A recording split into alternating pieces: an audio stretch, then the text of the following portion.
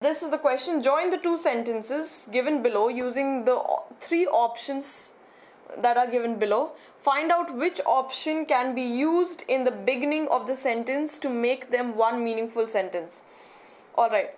So you have to join these three options in such a way that these two statements make sense, okay, in a very meaningful way. Alright. So what are the statements? Statement number 1, there is a growing influence of Indian diaspora on the Capitol Hill. Trump will certainly see the advantages of doing business with India. Alright. So first let's discuss what does this word mean. I'm sure not many of you know the meaning of what is diaspora. It has come from the word root word dia and spirin.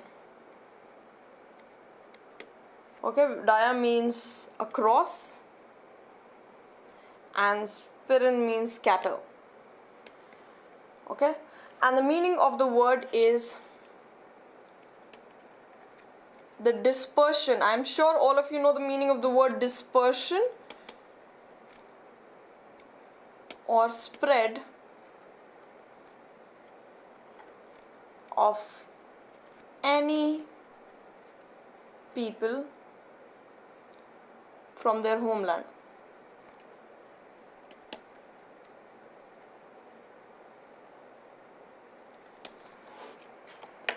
Okay. So let's see what does the statement means. There is a growing influence of the Indian diaspora on the Capitol Hill. That means Indian origin people, yes, are spreading across the Capitol Hill. Okay, so diaspora first initially had to do only with Jews spreading over across different countries, but now the meaning as it changed, as it evolved, it has to do with all the people from any part of the world. Okay, and the second one is Trump will certainly see the advantage of doing business with India. Okay, I don't think there is any explanation required for the second statement, so we have to connect it using these prefixes, okay, these phrasal prefixes. As there is a growing influence of. So let's start adding it in the at the beginning of the statement and see if it makes sense. Okay, so instead of, we have to replace this subject with, okay, so we have to replace till here with this and see if it all makes sense. As there is a growing influence of the Indian diaspora on the Capitol Hill, Trump will certainly see the advantage of doing business with India. Correct? Okay. So it is talking about because of. If we replace it with as, that means because this is happening, Indians diaspora, that's why, because of this, that is a conclusion we are drawing. Okay, so it makes sense. Option number 2, the growing influence of the Indian, okay, the growing influence of the Indian diaspora on the Capitol Hill, Trump will certainly see the advantage of doing business with India. Now, I think there is something missing if you look at this statement. You are actually right, Anuba. Option number 1 is definitely following, but not option number 2. Okay, the growing influence of Indian, if we replace this with till here, the growing influence of the Indian diaspora on the Capitol Hill, Trump will certainly see the advantage. There's something missing over here, okay? So this will not be the right option. Option number 2 is not the right option, okay? Option number 3, with the growing influence of the Indian, okay, with the growing influence of the Indian diaspora on the Capitol Hill, Trump will certainly see the advantage of doing business. This is also right. Yes. It will not be option number 2, it will be 1 and 3. Anubha, you are right, it will be option number 1 and 3 and not option number 2. Alright? Okay, two sentences are to be combined into one sentence which should convey the same meaning. Okay, so what does the statement say? The direction says it should convey the same meaning and not something else. Okay, so let's look at the options. What are the options? Options that we have are, okay, first the question, he may be innocent, I do not know. So this was the doubt, that why cannot not be that he is innocent is unknown to me. Okay, it is posted by Siddhartha. So now let's consider this for a moment. When we take two sentences and they're combined to form a complex sentence, okay, when we are forming a complex sentence, that time one of the two sentences can be converted into a noun clause, okay, in a new sentence. Okay, so one of the two sentences can be converted into a noun clause. So let's take one of the examples. If I say you are drunk, that aggravated or aggravates your office. So it says that you are drunk, that aggravates your office. So how will you make these two sentences into one complex sentence? How will you convert it? Okay, so in these two sentences, the reason is you are drunk. This is the reason, right? And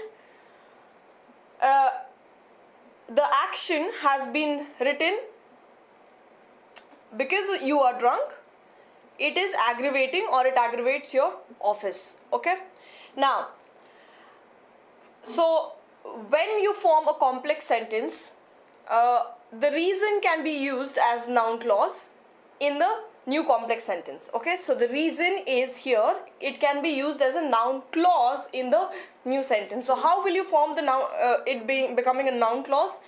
And it becomes, the noun clause is the subordinate clause of the new complex sentence. So it becomes the new subordinate clause of the next sentence. So let's look at how will you convert this. If you guys know the answer, please start posting your answers. Okay, so that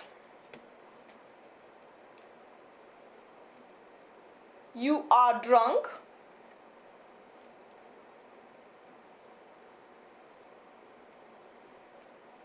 aggravates your office. Okay, so what did we do? We put the reason over here. This is the reason that your office is aggravated. Okay, let's look at some more examples. This is the new complex sentence. Okay, so next few examples I will give you the sentence, you start solving it if you guys can. I will remove this.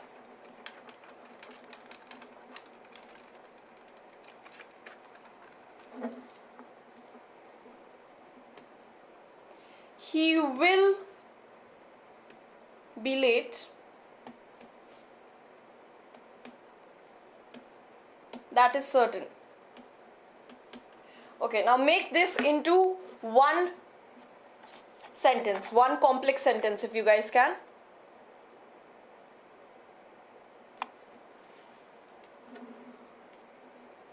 Another one.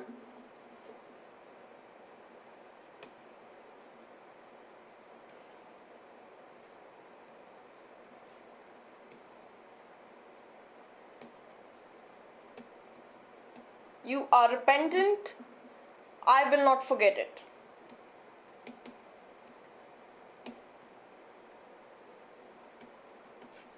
So the whole idea is that the meaning of the sentence should not change. Okay, even though you're converting into complex sentence, the meaning should remain the same. So can you solve these two questions?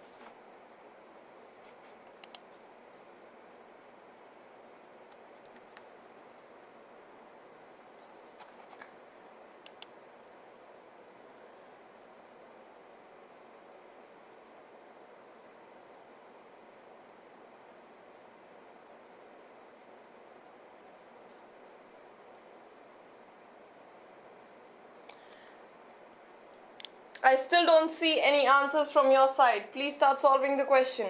How will you convert these two sentences into one complex sentence?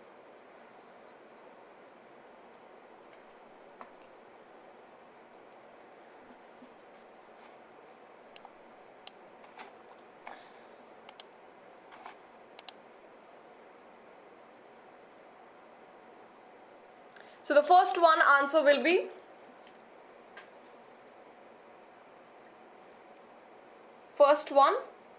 the answer will be that he will be late is certain. Okay, that he will be late is certain. That he, we are talking about he, not they. Okay, it is he.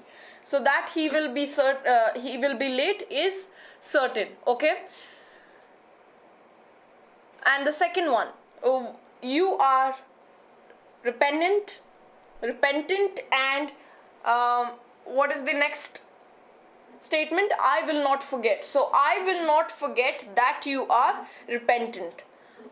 All right. That will be the answer for this second one. Let's look at some more options, more questions, so that there is more clarity for this. Okay, so the reason is you are repentant. So we start with that you are repentant. I will not forget it. I will not forget it.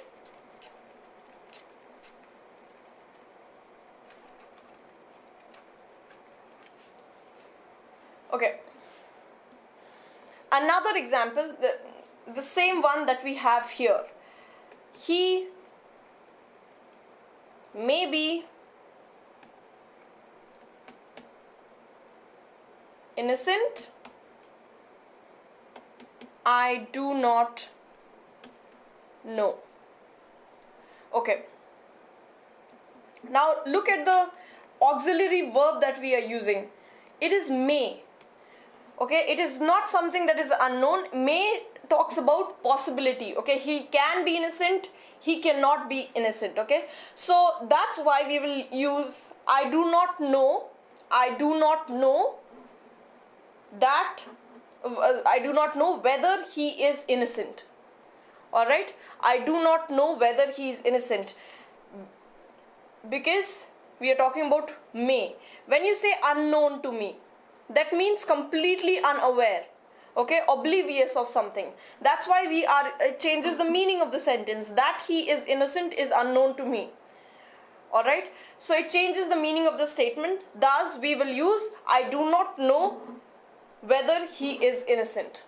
Okay, just for your practice, I will give you two more of these and then we can move on to the next question. All right.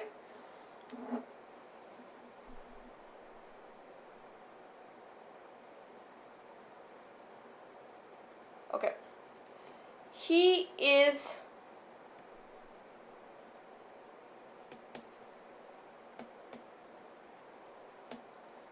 short-sighted.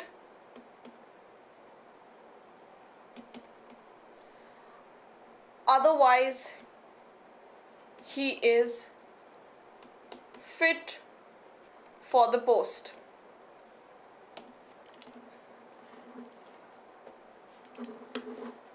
Can you solve this one?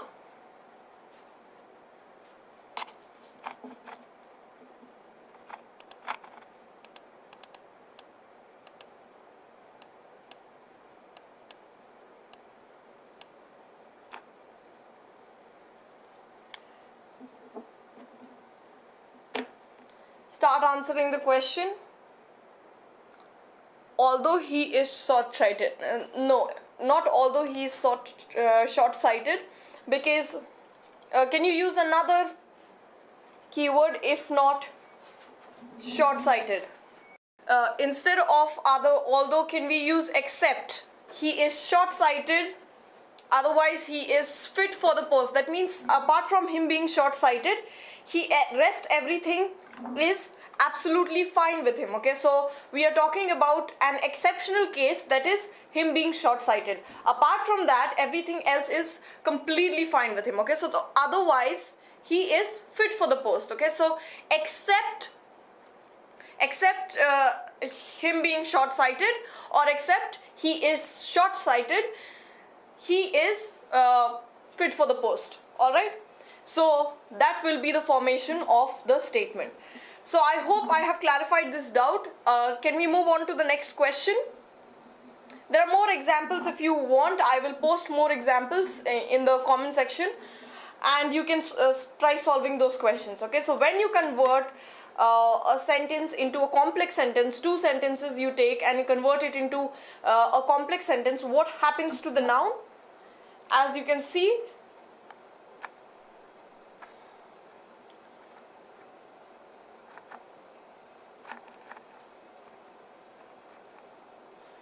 the sentence which takes the reason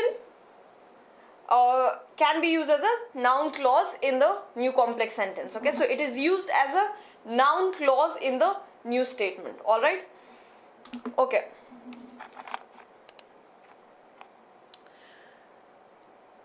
It will be not else, it will be except. Okay, except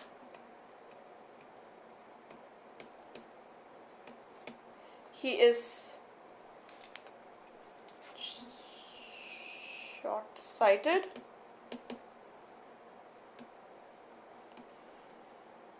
he is fit for the post. All right. What are you supposed to do? Select the phrase or connector from the given three options which can be used to form a single sentence from the two sentences given below, implying the same meaning expressed in the statement sentence. The concept of fuzzy logic was conceived by Lofty Zede, a professor at the University of California in 1965. The chips and machines and appliances which we use every day are programmed on fuzzy logics. Okay, now you are supposed to start this statement with any of the three. Which one would be the right answer? Now, the machines and appliances that we use, I think first one is the right answer, because it says if you start the statement with the machines and appliances which we use every day are programmed on fuzzy logic. Okay, and then we can talk about in the next statement the concept of fuzzy logic was conceived in. Okay, so A is the right answer. Now the question is, fuzzy logic is used in the chips and machines and appliances. Why can't it be C, which we use every day? Was the concept conceived by? Okay, now this one you are right, Sony, over here you predicted it right, that having both present and past, which should not be the case. Okay, only A is the right answer.